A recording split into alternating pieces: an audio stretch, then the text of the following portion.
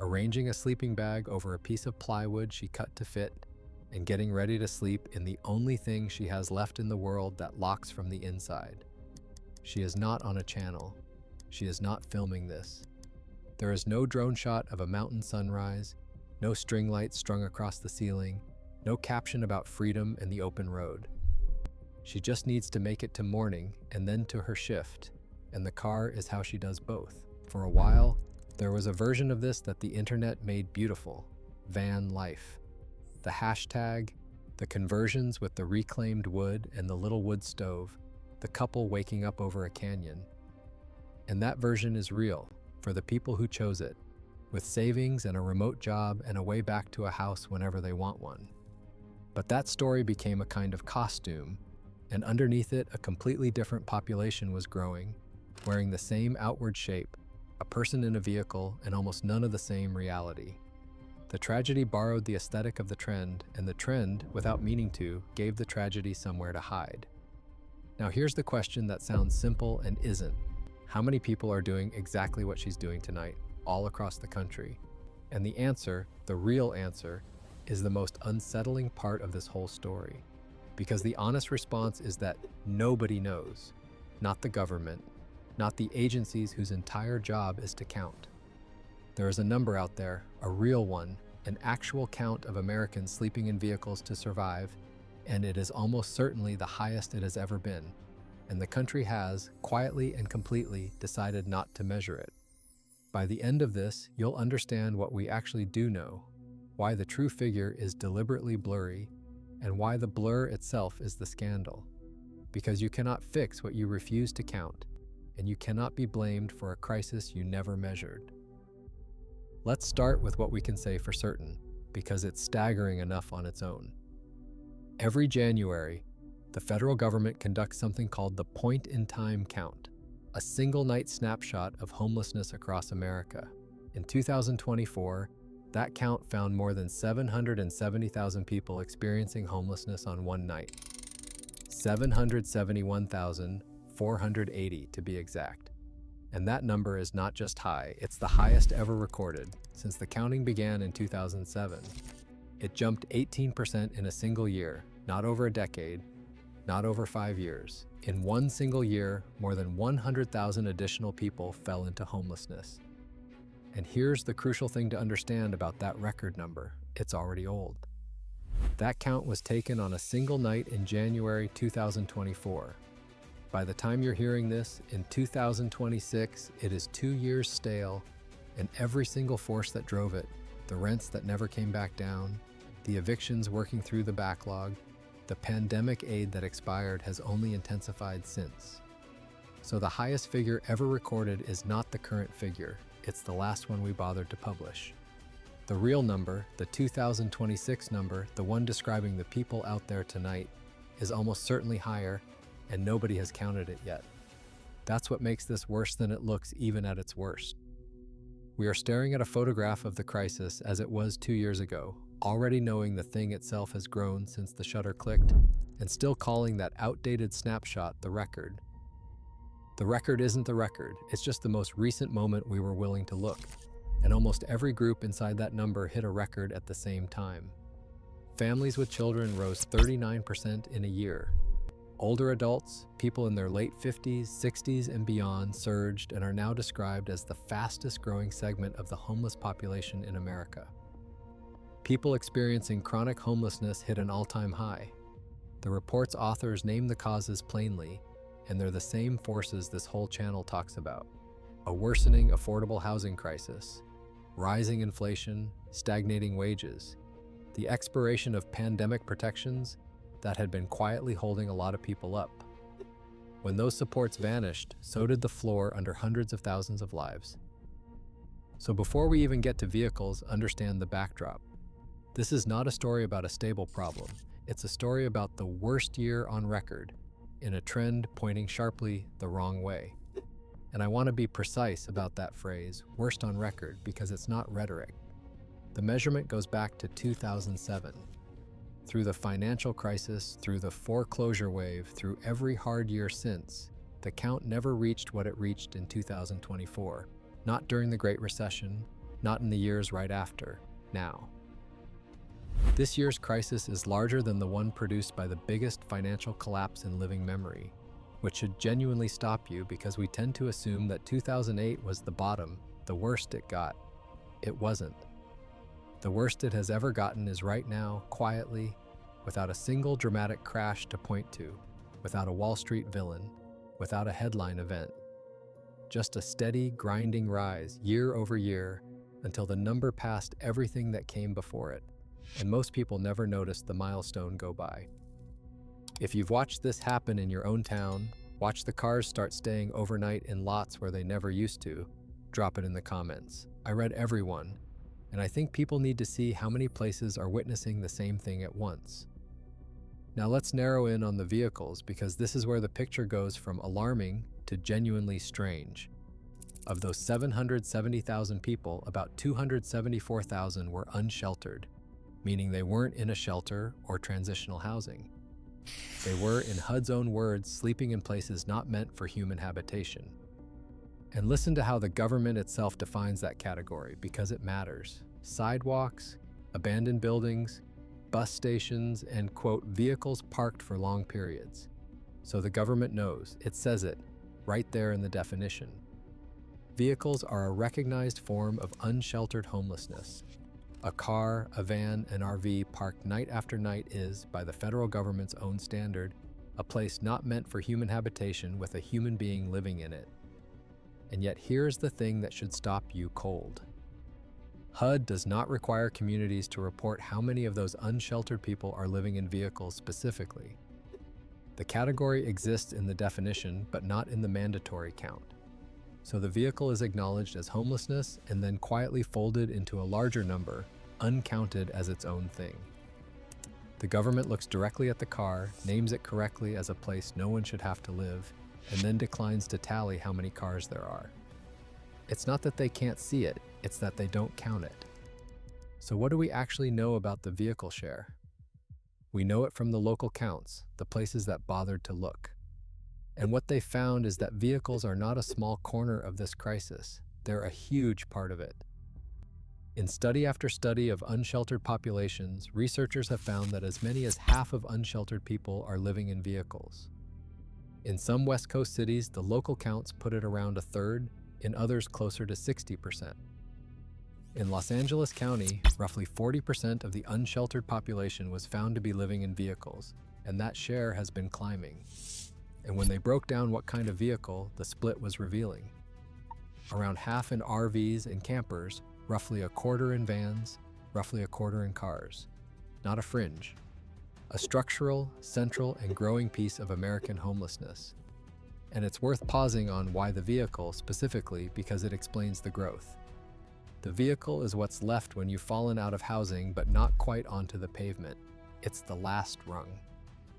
For a person who's lost the apartment, the car they already own is the difference between unsheltered and sheltered, between a locked door and a sidewalk, between keeping a job and losing it. You can't hold down work sleeping in a doorway, but you can from a car. You can get to the shift, keep the clothes cleanish, keep the phone charged, keep up the appearance that nothing is wrong. The vehicle is the thing that lets a person stay in the game a little longer, keep reaching for the way back up.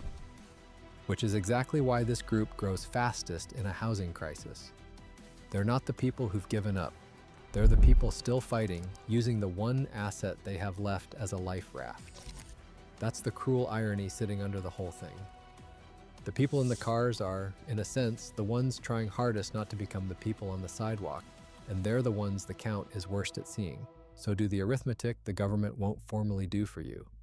If unsheltered homelessness is around 270,000 people and something approaching half of the unsheltered live in vehicles, then you are talking about a population of vehicle dwellers that plausibly runs into the low hundreds of thousands on a single night at the low end of the estimate. And here's why even that number is almost certainly too small. Because the count itself is built to undercount, and the vehicle dwellers are the hardest of all to find. Think about how a point-in-time count actually works. On one cold night in January, volunteers fan out and try to physically lay eyes on unsheltered people to tally them. Now think about who they miss. The person sleeping in a car has done everything possible to not be seen. That's the entire survival strategy. Windows covered, parked somewhere unremarkable, blending into a normal street of normal parked cars. The whole point of surviving in a vehicle is to be invisible, to look like nobody's home, so you don't get a knock on the window, a ticket, a tow, or worse. Which means the very people we're trying to count have spent enormous effort making themselves uncountable. HUD itself admits it, noting the actual number of unsheltered people could be larger than reported because of how hard they are to locate. The people best at hiding are the people we're worst at counting, and the people in vehicles are the best at hiding of all. And it's worth being clear about why they hide, because it isn't shame, or not mostly. It's that being seen has been made dangerous. Across the country, cities have passed ordinance after ordinance banning sleeping in a vehicle, banning overnight parking, banning lived-in RVs from residential streets. A recent Supreme Court decision made it easier for cities to penalize people for sleeping outside even when there is no shelter bed available for them. So visibility isn't just uncomfortable for a vehicle dweller. It's a ticket they can't pay, which becomes a warrant, or a tow that takes their home and everything in it. The person in the car has a concrete, rational, financial reason to make sure you never notice them, which means the same laws that punish them for existing in public also, as a side effect, erase them from the count. You cannot be tallied by a volunteer with a clipboard if being spotted at all could cost you the roof over your head. The invisibility isn't a quirk of these people, it's a survival response the system trained into them, and then that same invisibility is what lets the system avoid counting how many it created. If this is landing somewhere real, A-like helps it reach people who've been told the crisis is smaller than it is. It takes 1 second, and on something this deliberately blurry, it matters. Now, let's be fair, because the counting problem isn't purely sinister, and you should be suspicious of anyone who tells you it is. Counting people who don't want to be found is genuinely, legitimately hard. A single night snapshot in January is a blunt instrument, and everyone in the field knows it. Local agencies are often underfunded and stretched thin, and doing a perfect vehicle census would cost money and time they don't have. And RVs create a real definitional headache because an RV is technically designed to be lived in, which means a person in an RV doesn't always meet HUD's technical criteria for homelessness the way someone in a car does. So some of the blur is honest difficulty, not conspiracy. That's true, and it matters. But look closer at that RV loophole, because it quietly swallows a huge share of the crisis. Remember that in the local counts, RVs were about half of all vehicle dwellers, the single biggest slice. And an RV is precisely the category most likely to slip out of the official definition of homelessness because on paper, it's a home. So the largest group of vehicle dwellers is also the group easiest to define away.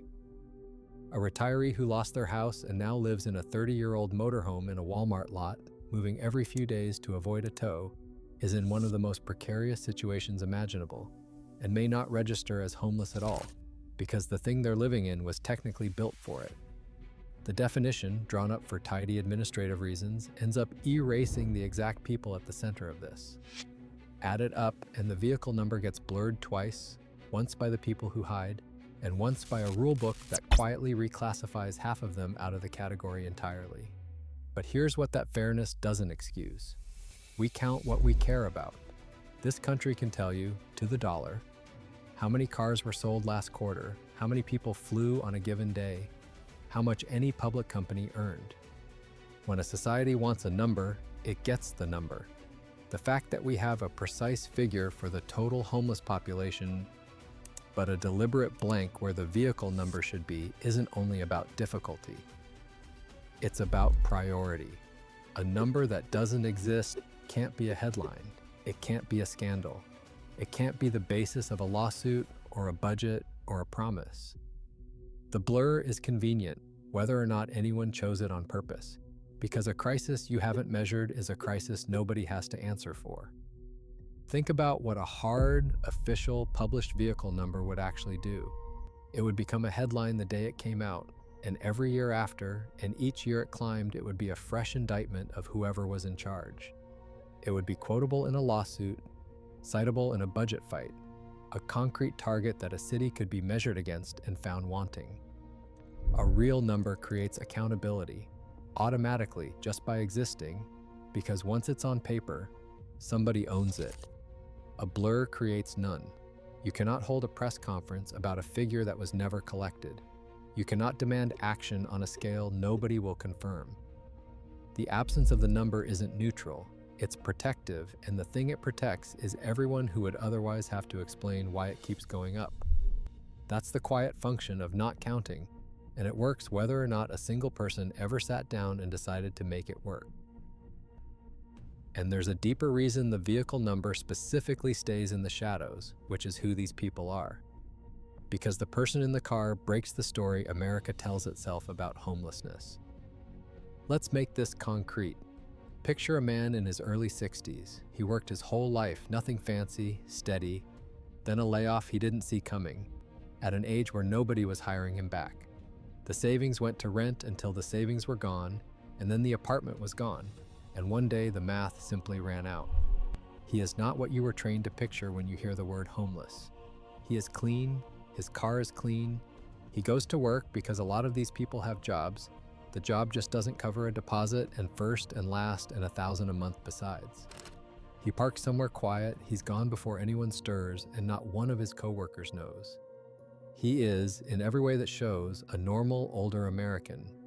He is also sleeping in a Honda in a lot off the highway, and he has been for 8 months.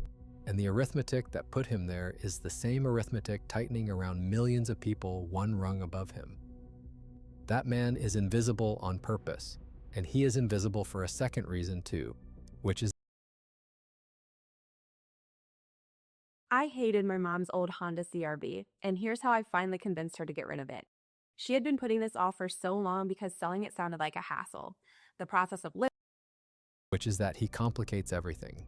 He isn't addicted, he didn't fail, he did everything he was told to do, and the ground still opened up. And a person like that, counted honestly and in full, is not a story about individual bad choices. He's a story about a system that now drops ordinary, careful, working people straight through the floor. That story is far more threatening than the one about the stranger on the corner, and it is exactly the story the missing number keeps blurry. For millions of Americans, being that man, invisible and uncounted in a parking lot, is just a Tuesday. Now here's where you'd expect the trend to at least be leveling off, some sign that the worst is behind us. And here's the hard part, everything points the other way. The forces that produced the record are all still climbing, rents have not come back down. The cheapest housing, the starter apartments, and the single rooms that used to catch people before they hit the street has been vanishing for years. Wages have not caught up. The older adult wave is just beginning, because the demographics behind it, an aging population hitting retirement with too little saved against too high a cost of living, are locked in for a decade or more. Every mechanism that put 770,000 people out last year is still running, and most are getting stronger. So whatever the true vehicle number is tonight, the one nobody will officially name, the only safe prediction is that next year's is larger. So let's go back to that woman in the parking lot, folding down her back seat, and the man in the Honda 8 months in, and the simple question we started with. How many?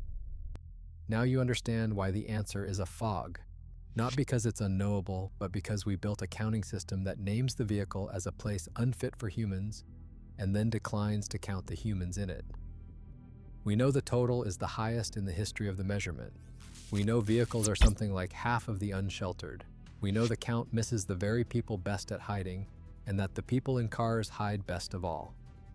Put it together and you are looking at a population in the hundreds of thousands on any given night that has never been larger and has never been counted, sleeping in the one thing they have left that locks. And it will stay blurry for a simple reason. As long as no one is required to count the vehicles, no one will, and the number that would force a reckoning will never quite exist. As long as the people surviving in cars have to stay invisible to survive, the census built on visibility will always miss them. As long as the true figure would tell a story about ordinary working Americans falling through rather than a story a society finds easier to hear, there is no great institutional hunger to sharpen the picture. The crisis is worse than it has ever been. That part we can prove. The exact size of the part that happens inside a vehicle in the dark with the windows covered is the number America has chosen through 100 small decisions not to know. And the strangest thing about that missing number is that the people it describes are not hiding because they did something wrong. They're hiding because being seen is what's dangerous, and being uncounted is just what happens to people who've been made invisible for their own protection. The number isn't missing because those people don't matter enough to count. It's missing in part because counting them would matter far too much. So I'll leave you with the honest question. If a country can count almost anything it decides matters and it has chosen not to count the people sleeping in cars to survive, what does that choice tell you about how much it wants the answer? And if you're out there tonight, or you have been, tell me, because you are one of the people the number keeps leaving out. Drop it below. I read every one. If you or someone you know is facing homelessness, this is a hard road, and there are people who help with it every day. It's worth reaching out to a local 211 line or a housing assistance office because sometimes the thing that changes everything is one call landing at the right moment.